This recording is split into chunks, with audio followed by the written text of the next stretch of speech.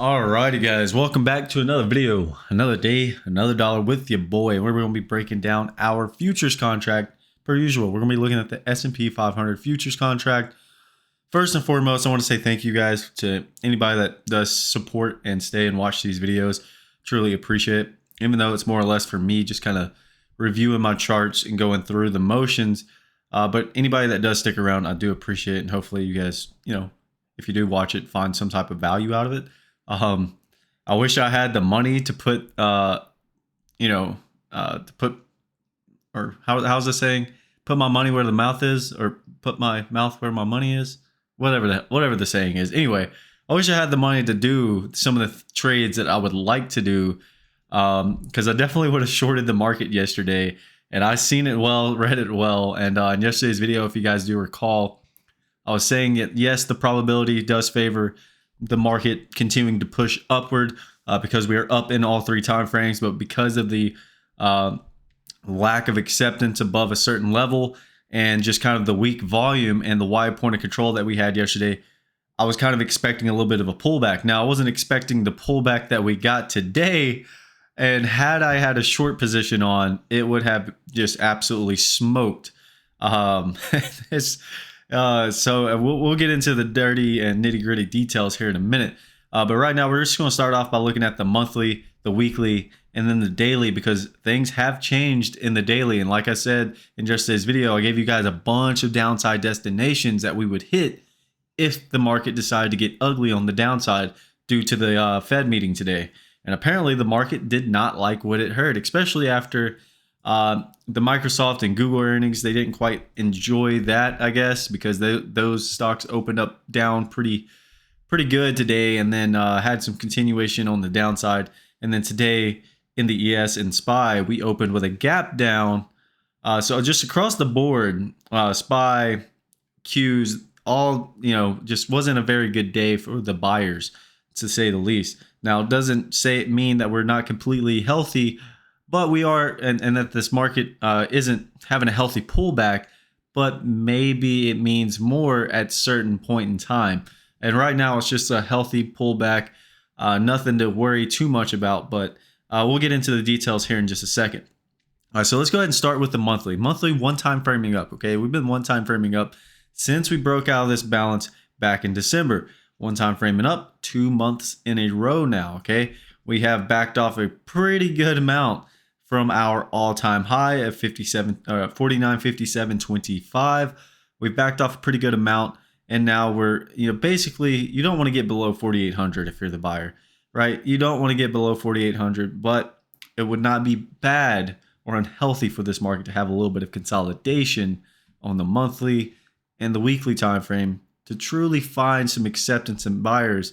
However, if this market does decide to take out last month or this month's low, because today was the last trading day of the month, if we take out this month's low at 47.1975, then we'll be in a much larger balance. I'm not necessarily looking for that, but it's not uncommon to see. Okay, we could easily take that out, just as easy as we could take out this month's high and continue to push up higher.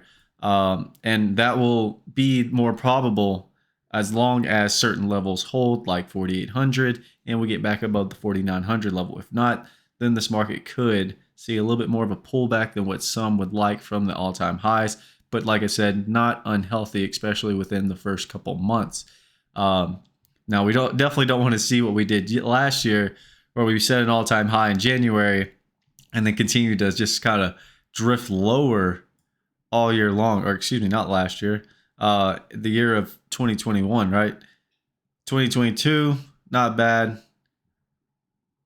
Or 2022 was the year that we did that. 2023, not a terrible move, but you definitely don't want to see what we did happen in 2021 or the 2022 year coming from the 21 year. So enough about the monthly. Let's get into the weekly. All right. Weekly, things have changed. We've gone from one time framing up, been one time framing up on our weekly time frame for the last 2 weeks. We took out last week's low, an outside week down scenario, Okay, things are looking a little grim here. All right. I didn't notice this until we got here. So we have an outside day, or not an outside day down, an outside week down scenario here. And just like outside day down scenarios, you kind of have to watch for continuation. And what would continuation mean? Well, that would mean on the smaller time frames, we go trend in the 30-minute time frame, right? By holding single prints, things of that nature, having double distribution day down, like we had today, and then having continuation in the bigger picture, like on the daily, by coming out of balance to the downside. That would mean more of a pullback and more of a likelihood that this outside week down scenario comes to fruition. But as of right now, we've just put ourselves back into a balance. And now keep in mind, because we just took out this last week's low today, the balance is still forming. So we can continue to pull back and encompass this week's range right here, right? We can encompass this whole week's range and make it a 3-week balance because the balance is still forming. But for now, as long as we hold where we're at right now, we will be in a 2-week balance if we close out Friday without having any more extension to the downside. Okay. So kind of the line in the sand for me would be that 48.39.75 previous weekly balance high there where it broke out of. So if we get below that, I think at that point I would have to say that the weekly is in a 3-week balance and not a 2. But for now, we're going to call it a 2-week, and we have an outside week scenario, outside week down scenario at hand here. Now, keep in mind, that means we need to see continuation to the downside or lack of. Lack of would mean we remain in balance on the daily and kind of come back into the previous week's range, which begins at that low of 48.7350. So if we get back above 48.7350, that would mean the lack of extension below the previous week's low, and that outside week down scenario would likely fail. Okay, now let's go ahead and look at our daily. This is where things get interesting. Now, like I said, it's always baby steps, right? You got to see things start happening on the smaller time frame, and they build up into the larger time frames, if that makes sense, right? Just like a baby starts to crawl, then it starts to walk, then it starts to run. So, ooh, nasty. I hate when I do that. Okay, so yesterday I was saying, if we were to take out yesterday's low, if we were to take out that low, we would come back into an initial 3-day balance. But because we would have just begun forming that balance, depending on how ugly the day was, would determine how large the balance is. Okay. And we gapped down today pretty good and held that gap and then had a double distribution day down. So I think we're going to say it is I don't really want to include this day's range as part of the balance area. However, if we do continue to pull down, or actually, matter of fact, we're not going to. If we take out today's low tomorrow, I will say that the daily is down and will be one time framing down, targeting the 20-day moving average at 48.42. Okay. And then we'll be targeting the low here of 48.15. All right. So we are now in a nice, I guess you can call this a 8-day balance. So essentially you want to see today's low of 48.66 hold, and then come back up and fill this gap, and then take out the all-time high, which will be our balance high. And we have 2 daily highs right there that are weak against each other. Poor, however you want to say it. So we have all-time high is now going to be our daily balance high, okay? And since the daily time frame has now ended, that's why we know how large the balance is, right? The weekly time frame hasn't ended just yet, so we don't necessarily know how large that balance is until the end of the week, right? You got to wait for the time frame to close in order for you to understand where that range is. Okay, so I have the wrong price there, 57.75, and let's make that a little bit larger. All right. So there's the upper portion of our balance, 57, and then we're going to do today's low, which is 66, but I also think this might use the overnight or the after hours as the low. So let me just quickly flip here and check what the actual low was. And as you can see, we took out all these downside destinations. 68.25 was the day's low. So that will be our balance. 68.25. So not 66. 68.25 is going to be our balance low. Daily balance low. And then I need to go and rename this one up here. Balance high. Okay, so there's our balance, okay? There's the balance, right? Or the consolidation area, the channel, whatever the hell you want to call it. So if we take out today's low, 68.25, we will be one time framing down on the daily time frame, okay? We take that out, you're going to target the 20-day moving average, and then the low of day here, 48.15, which is where we had a lot of chop around the last couple days, right? We had a very, very tough time. People that like to see like break and retest of price structure, essentially they don't want to get back below 39, kind of that weekly level that I was talking about. So that previous weekly balance high, if we were to bring that up here, that previous weekly balance high, a little bit of a break in a retest of that price would not be a bad thing. 20-day moving average is sitting right around there. So if we do take out today's low and pull back, look for some buying in that location, okay? See how price reacts. Obviously, if we find acceptance below that level, then you know what your next target is, which is going to be that 48.15 level. But if we do pull back to that level, look for buying, see how price reacts there, because that would be a break in a retest of that level, which is what some swing trader strategies are out there. So for me, I might wait and to see where we get into that lower distribution from that day on the 19th and how we react there, and wait to see if I get into a position there instead of 48.39.75. So just to reiterate, gap down, daily's back to balance, weekly back to balance. Balance is forming on the weekly time frame, monthly one time frame and up. Hopefully that makes sense. Volume was really, really good today, really heavy today. As far as ES goes, we average about 1.7. We did 1.8 roughly, so good volume. And I think even in SPY, it was like 105 million, which is much more than like their 89 million average. So give me 1 second. I'm going to sip my protein.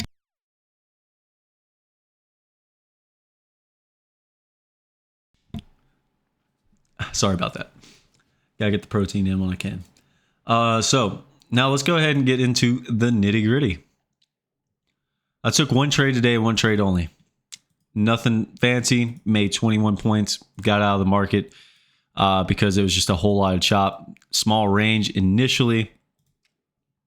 So if I bring up just the default and kind of look at what we did today, you can see we gapped below the previous day's low. Okay. We got below the previous day's low of 41.50, held the gap, even though we pushed up pretty good. And L period, right? Wait, is that L? A, B, C, D, E, F, G, H, I, J, K. Okay, K period, excuse me, K period. So even though we pushed up near the high in K period, we didn't even get into the gap, rolled over, and then went trend down, creating a double distribution. A bit of a price spike and then a price probe late in the day. So very strong for the sellers. The only area that I got involved on the short would be right around here. Let me see if it'll, I doubt it'll bring it up. It's not going to show it, is it? No. Okay. It'll be right around this level here. Which was the 49.14 level, was the only area I got short, using 49.14.50 as my out because we were one time framing down at the time, and I felt like it was a good risk reward short and I was just targeting the day's low at 49.0325. So I was short a 3 lot, and we rotated down, made my 21 points, got out of the market. Clearly not a bad idea, as we did just kind of chop around until the FOMC meeting, where we finally got some volatility pickup and clearly went trend down to the downside. We hit every downside destination. We filled the single prints to the downside. What I was expecting was more of a consolidation between the lower distribution and this upper distribution from our trend day up, but clearly wiped all those destinations out on the downside. We filled a set of single prints, spent literally no time in the lower distribution here, took out that low at 29. I said because there were so many lows next to each other, the likelihood of taking out those if were pretty good. And then obviously if the market decided to get ugly to the downside, we would go and visit that price spike.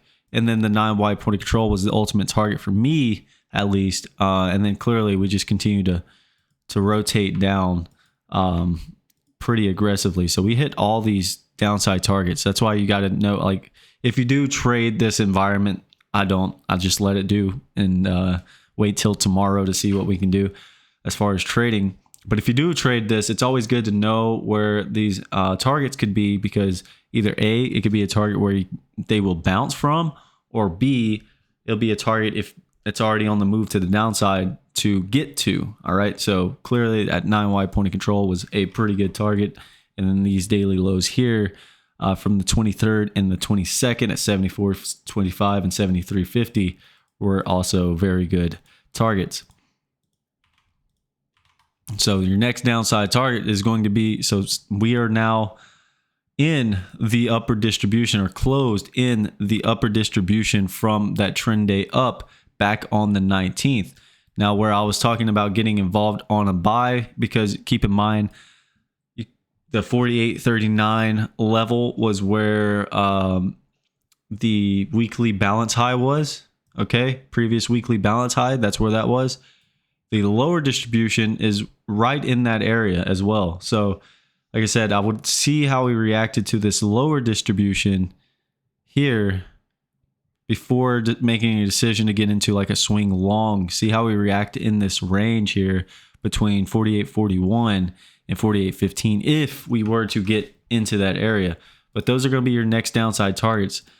Buyers really, really don't want to take out today's low of 68.25, okay, because we're in this upper distribution here. This will act as some type of support, right?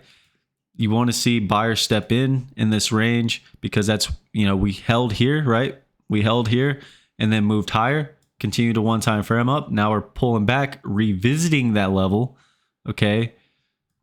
Buyers want to see us push back up and maybe come back up and fill this gap to the upside. We do, like I said, go out today with a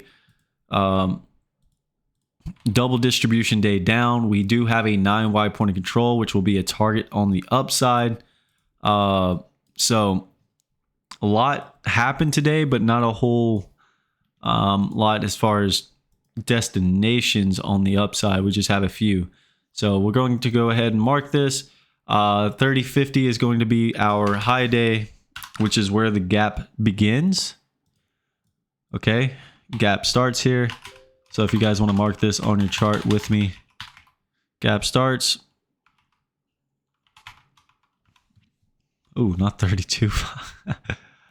I guess 31. Okay, that's where the gap starts. The gap gets filled then at this low of day here from yesterday at 41.50. That now is a gap fill, and I should probably label it as such. Gap fill.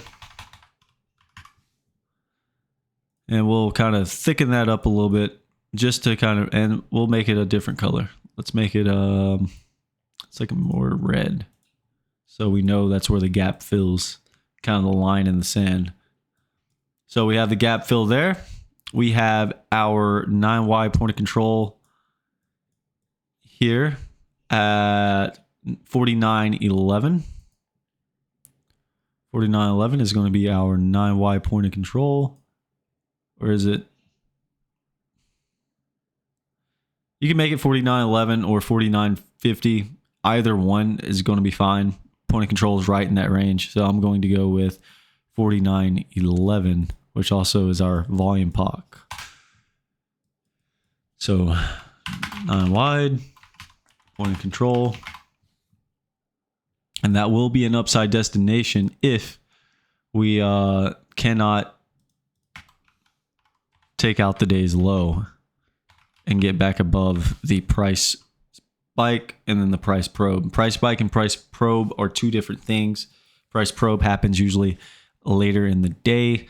Price spike can happen at any point in time. So like had we spiked from 49.18 and gone trend up, 49.18 would have been the price spike, because once we got above that level, we never looked back. Same thing here, 49 or 48.95.50. We spiked below it, never looked back. That is our split single prints and price spike. Price probe is going to be 75.75. So we'll mark those destinations real quick. This is also where single prints will fill. Hopefully you guys are familiar with market profile terminology. If not, then this might be a little bit confusing. And then I'm just going to label it price spike. So buyer or sellers do not want to get back above 48.95. Okay, 48.95, you get back above that, you will go trade at 49.11. You get above that, you will go trade at 49.30.50 and then possibly get into the gap. Okay, because there's literally nothing above that point. Sellers want to open in the lower distribution here at 87.50 and 75.75. So sellers want to remain in that area. I don't know why I labeled that green up there. Single print start. I'm shot, boys. I'm shot. Don't know what the hell I'm doing. All right. And then we have our price probe. Right there at 75.75. Sellers would love to find acceptance below that and taking out the day's low at 68.25. So we have price probe. Sellers definitely want to find acceptance below that in order to, you know, sell off even more so. Buyers want to open above that and open, take back the single prints and get above that price spike. Okay. And then we'll just reiterate where our distributions are. So low of day. Oh, what the fuck. Sometimes I hate typing on this tiny keyboard. I love it and I hate it at the same time. Just be pressing shit for no reason. Didn't even label it. See, that's how shot I am. It's been a long day. Long video. So if you're here to the end, fucking congratulations. All right. So where I'm highlighting between 49.30 and 48.95, that is the upper distribution, okay? Buyers want to get back up there. Sellers do not, buyers do. They want to find acceptance there. If they do find acceptance above that 48.95 level, you'll go trade at 49.11. Find acceptance above 4900, you'll go trade at 49.30, or at least attempt to trade up there. The lower distribution is where I'm currently highlighting. Okay. Sellers want to either open, they would love to open below 75.75, but they would want to open below 48.70 or 48.87.50, push lower and take out the day's low at 68.25. Okay. So those are your destinations on the upside, right? If you open down here below 75.75, on the upside, you have 87.50 where they start. Price spike, single print fill at 48.95.50, 49.11, 9 wide point of control. Gap starts and the high of day, 49.30.50. On the downside, you take out 68.25. You have where the single prints start and the start of the or the bottom of the upper distribution from that trend day up from the 19th. You take out that low, you get 59.75. Single prints fill at 48.56.75. Another large set start at 48.56. They go down and fill at 48.50. Below that, another set of single prints, 48.43.50. They fill at 48.41, and then you begin to get into that lower distribution down here from that trend day up. And then just kind of want to show you guys, I'll probably extend this out a little bit, what I guess support areas would look like if you were to do such. So this would be your support area, right? Buyers want to find rejection here if they get out of it or they get there. They would love to find rejection here, right? Definitely want to find some rejection here in this range. Just extend that here. Where the single print start. Okay, boom. So they want to find rejection here, come back up and trade at that non-wide point of control, 49.11. That they would love to do that. Sellers want to stay away from the high day up here at 49.30. Okay. Sellers want to stay away from that. And then the last area they definitely want to stay away from would be this upper distribution up here, where we spiked below and had the gap below. So with that being said, hopefully it all makes sense. In my head, it does. Like I said, if we take out the low 68, watch out because we got downside destinations that will fill in an instant because they are all very close together. And the algorithms will definitely have a tizzy on the downside. Same for the up. There's a vacuum to the upside to that non-wide point of control. Nothing really stopping you from getting that either. But because we're back into a balance, expect a whole lot of fucking chop is all I got to say. Because we are in a balance, expect a whole lot of chops. Probably one of the hardest conditions to trade in. Have your hard hat on. And yes, this is an almost 30-minute video. And if you made it to the end, you're an absolute fucking trooper. And I hope you make millions one day. I will catch you guys in the next one. See ya.